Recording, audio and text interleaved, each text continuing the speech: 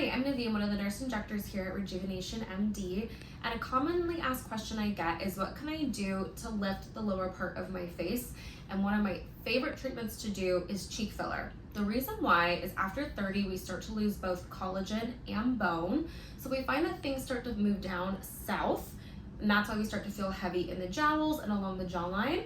And by replacing volume here, we actually are able to get a little bit of a lift here and a lift here in this fold called the nasolabial fold. So I love cheek filler. It completely can help change the shape of the face in a natural way. Plus, you get immediate results. So with cheek filler, there's no downtime. You might have swelling for a couple of days, but after 2 weeks, your filler is settled into the tissue nicely and you can go about your life.